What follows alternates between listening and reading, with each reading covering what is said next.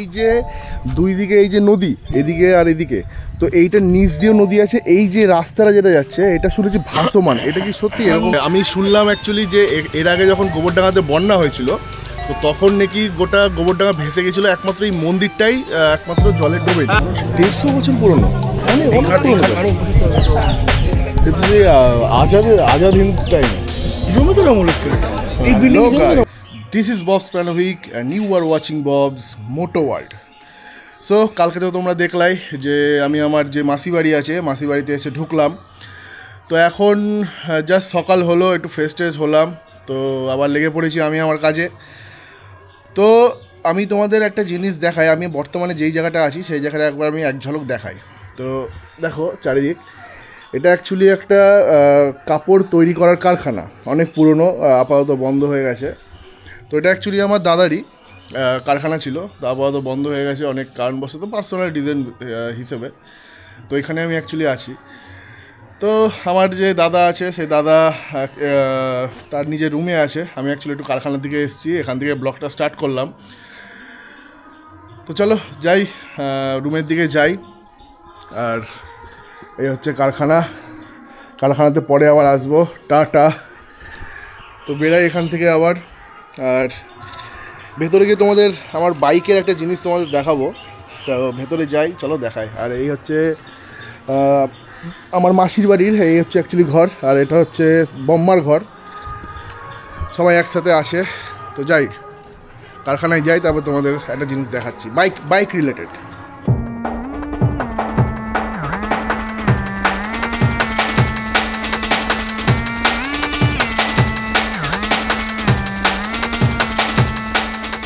তো main gate দিয়ে ঘরে ঢুকতে এখানে আমার বাইক রাখা আছে, আর এখানে হচ্ছে আমাদের দাদার ছোট্ট একটা কুকুর, আর ওইদিকে চলছে রান্নাবান্না, স্পেশাল রান্না। বহুকাল পর আমি মাসি বাড়িতে এসেছি, তার জন্য স্পেশাল খাওয়া দাওয়া চলছে। এটা এক ঝলক দেখে নি কী রান্না চলছে। ভেজ বিরিয়ানি। এটা হচ্ছে আমার দিদি, আর পাশে হচ্ছে আমার বৌদি। তো ভেজ বিরিয়ানি চলছে স্পেশাল আমার জন্য। আর কি কি চলছে আইটেম আজকের? চিকেন চাপ। ওয়াহ, কপালে আজকে ভালো খাবার আছে। ভেজ বিরিয়ানি ভেজিটেরিয়ানদের জন্য, আর চিকেন চাপ যারা খাবে খাবে। ভেজ বিরিয়ানি ভেজিটেরিয়ানদের জন্য, আর চিকেন জিনিসটা আমার মতো মাংসাশীদের জন্য।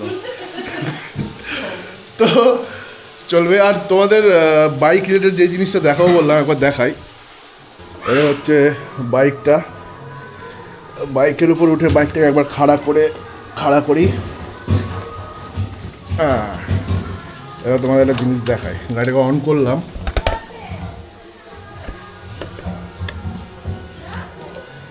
এই দেখো তেলের কাটা। মানে কালকে আমি আমার বাড়ি থেকে আমার মাসি বাড়ি প্রায় হচ্ছে 170 থেকে 180 কিলোমিটারের কাছাকাছি।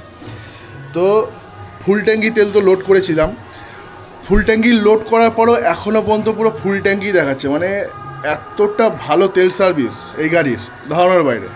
আর এই কারণবশতই আমি এই গাড়িটাকে বেশি পছন্দ করি, বেশি প্রেফার করি। এবার যেহেতু কোনো হিল রাইডে যাচ্ছি না, আমি কোনো পাহাড়ে যাচ্ছি না, এনএচের উপরে রাইডটা আমার, সেই কারণে এই বাইকটাই নিয়ে এসেছি। আমি দুদিন আগে বুলেটও তো রাইড করলাম। এত সুন্দর তেল সার্ভিস ধারণার বাইরে। তোমাদের টোটাল রাইডটা কমপ্লিট হওয়ার পরে মাইলেজের জিনিসটা বলবো, কত কি লাগলো, কত কি খরচা হলো, জাস্ট এই কিলোমিটার, এত কিলোমিটার কত টাকা তেল লাগলো, সব কিছু A to Z বলবো। তো চলো দাদা বাথরুমের কাছে আসুক, দাদার সাথে তোমাদের পরিচয় করে দেবো। সো আবার বেরাচ্ছি, একটু ঘুরে আসি দাদার সাথে। এখানে আমার বাইক থাকলো, যাবো দাদার বাইকে। ওই যে দাদার বাইক।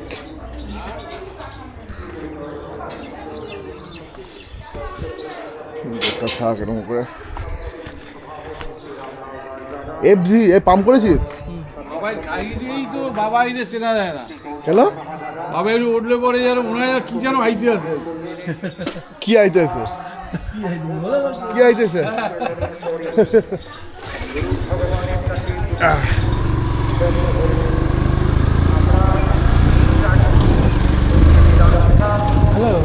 সেই বর্তমানে এই যে বাওয়ারে ঢুকছি আমরা, আর দাদার সাথে একটু দেখা হলো এখানে।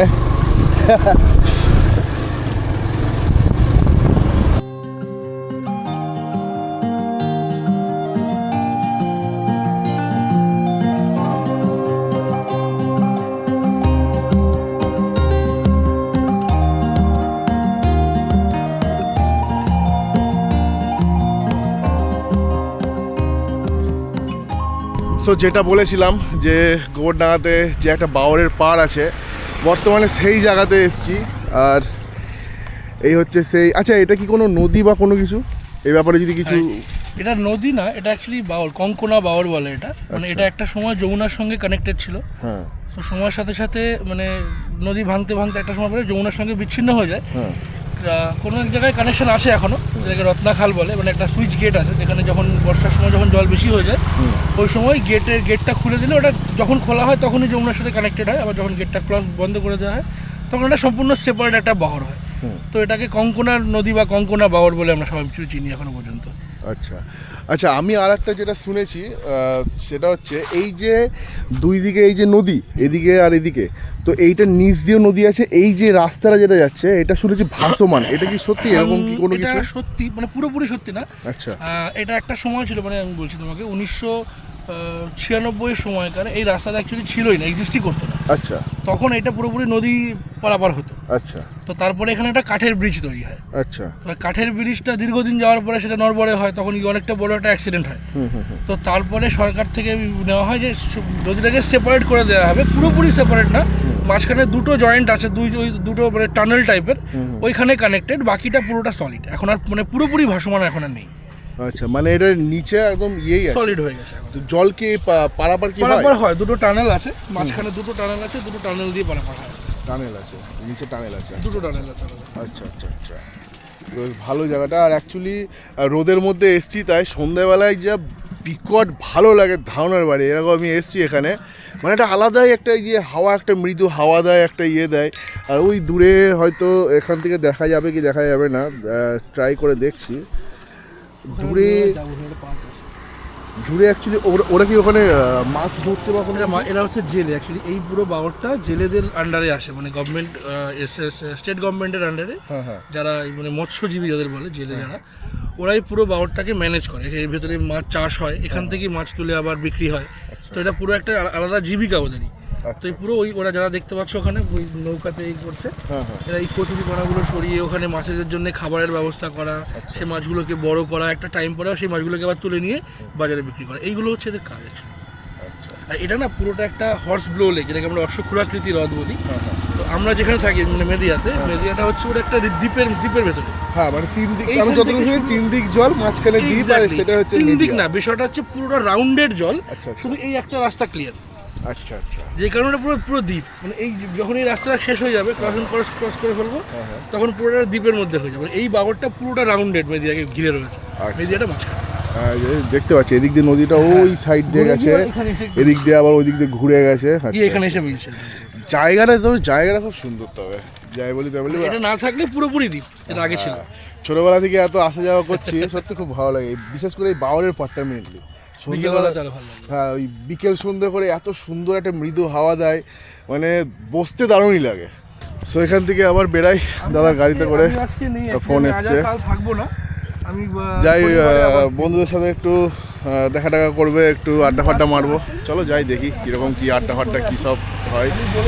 সো এখন বর্তমানে একটা ক্যাফেতে এসে বসলাম, পিছনে দেখতে পাচ্ছ এরকম একটা ক্যাফে, আর সাথে এই যে দাদাও আছে, আর চাও চলে এসছে আমাদের এখানে, চাটা তোলা হোক, চলো চিয়ার্স।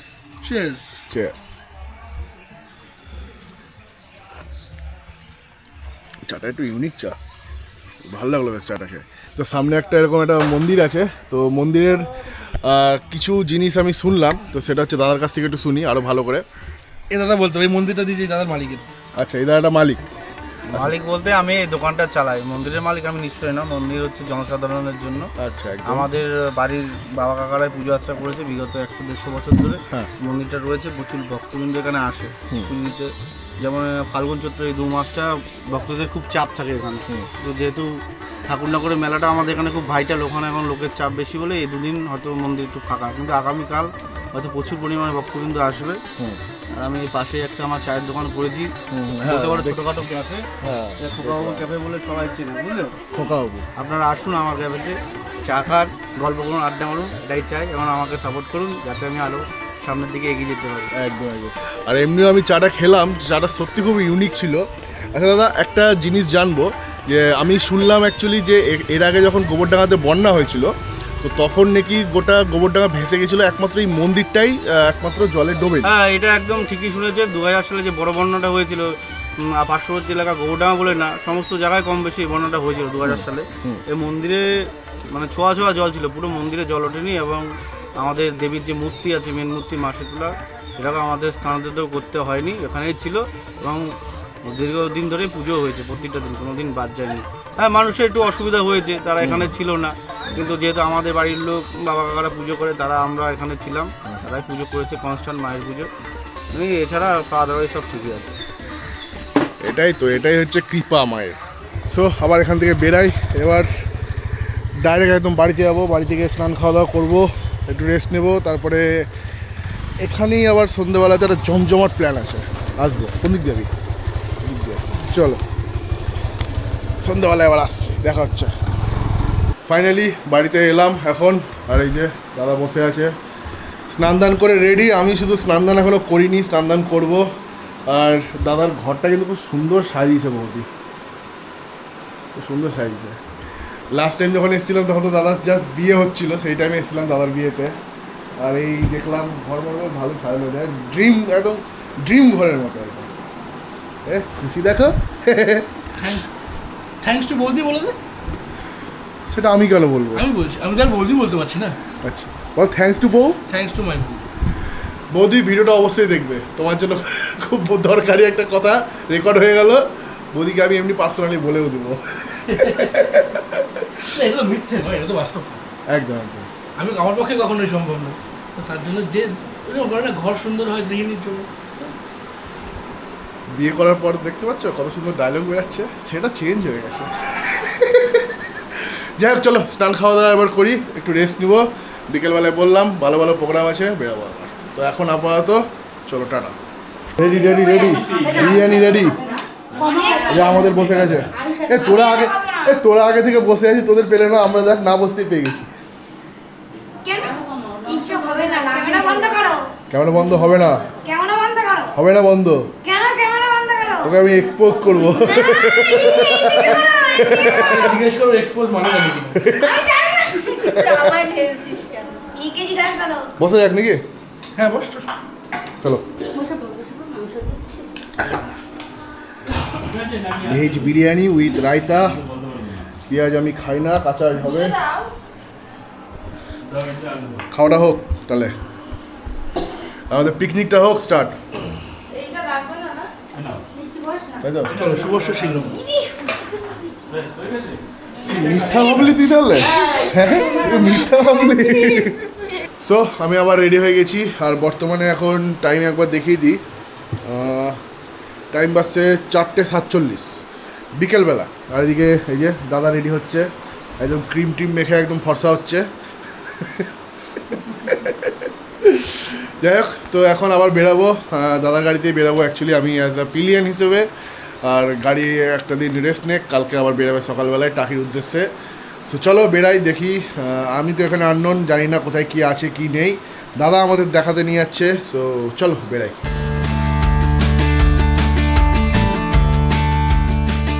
সো আমি এখন বর্তমানে একটা জায়গায় এলাম, জাস্ট গাড়ি নিয়ে চলতে চলতেই অ্যাকচুয়ালি এসে দাঁড়ালাম। জাস্ট দেখো চারিদিকটা, পুরো সবুজ চারিদিকে, চারিদিকটাই পুরো সবুজ। এটা অ্যাকচুয়ালি কিসের, এটা ধান না কিসের? এটা ধানের। আর ওখানে ওই এগুলো ফুলের। আচ্ছা, চাষও হচ্ছে দেখছি, চাষও হচ্ছে দেখতে পাচ্ছি। ভাইব বাই ভাইব, মানে একটা আলাদাই। আর এখন বর্তমানে রোদটাও নাই, একটা বেশ আজকে সূর্যটাও খুব সুন্দর, মানে জাস্ট আরেকটু হলে জাস্ট ডাউন হয়ে যাবে। দারুণ লাগছে, পুরো গোল্ড হয়ে আছে, পুরো গোল্ডেন আওয়ার্স। একটা মৃদু একটা হাওয়া দিচ্ছে, কিন্তু সেই লাগছে, একটা বেশ দারুণ লাগছে, একটা আলাদাই ইয়ে লাগছে। এই যে এখানে ইনোভেটিভ ক্রিয়েশন চলছে এখন সূর্যের ছবি তোলার। যাই হোক, মজা করি একটু, এই জায়গার একটু ভাইবটা নিই। তোমরাও যদি এরকম কখনো একা যদি ইয়ে করো, রাইড ফাইড করো, ওয়ান ডে হোক বা যাই হোক, একবার বলবো যে ঘুরে যাও এখান থেকে ঘুরে যাও, কালকে যেই জায়গায় যাচ্ছি সেই জায়গায় একবার ঘুরে যাও, আশা করি ভালো লাগবে।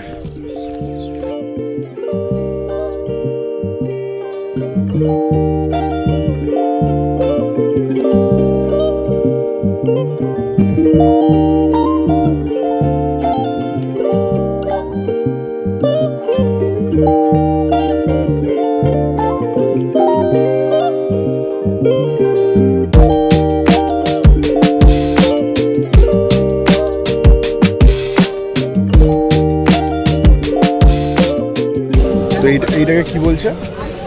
চণ্ডীতলা ঘাট, চণ্ডীতলা ঘাট।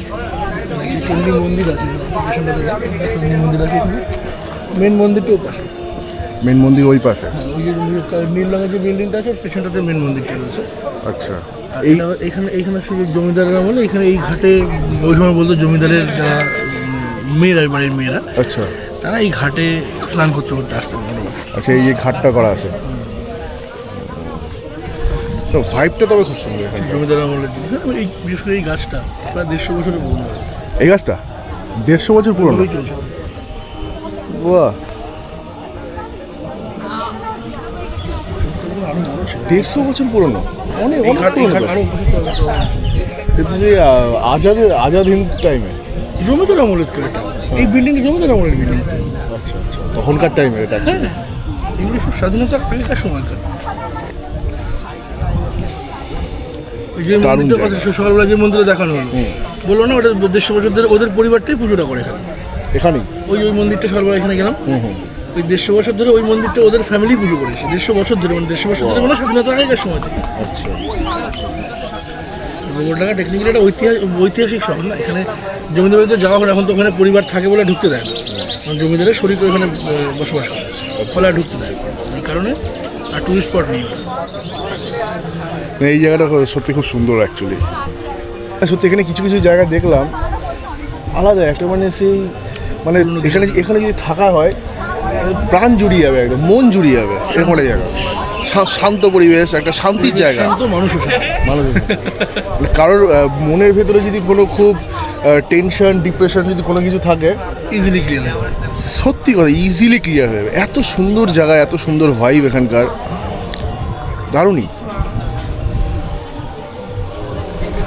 বর্তমানে এখন চা খাচ্ছিস, সামনে এখান থেকে চা কেনা হলো, তো চা খেয়ে আবার এখান থেকে অ্যাকচুয়ালি বেরাবো। সো গাইজ, লাস্ট যেই স্পটে ছিলাম সেই স্পট থেকে একটা ক্যাফেতে গেলাম। তো সেখানে অ্যাকচুয়ালি ব্লগ করা হয়নি, কেননা সেখানে অ্যাকচুয়ালি গান ফান সব কিছু চলছিল, তো ব্লগ করা একদমই হয়নি। আর তোমরা তো জানো যে আমি হেলমেট সেটআপ কোনো কিছু নিয়ে আইনি, তাই মোটো ব্লগিং তো পসিবলই না, তাই যতটা পেরেছি হাতেই ব্লগ করেছি। সো আজকের ব্লগ এত দূরই ছিল। আজকে জাস্ট লোকাল যে গোবরডাঙ্গাটা আছে, লোকাল চারিদিক সব কিছু ভ্রমণ করলাম। কালকে অ্যাকচুয়ালি টাকি রাইডের জন্য সকাল বেরিয়ে যাবো আমি আর দাদা মিলে, আর একটা দাদাও যাবে। তো আজকের ব্লগ এত দূরই ছিল, বাকি আপডেট সব কালকে দিব টাকির ব্যাপারে। সো আমার ব্লগটা ভালো লেগে থাকলে একটা লাইক করো, কমেন্ট করো, কমেন্টে জানিও কি ভালো লাগলো কি খারাপ লাগলো, বন্ধুদের সাথে শেয়ার করো আর সাবস্ক্রাইব করো। সো নেক্সট দেখা হচ্ছে কালকে টাকি রাইডে। টাটা।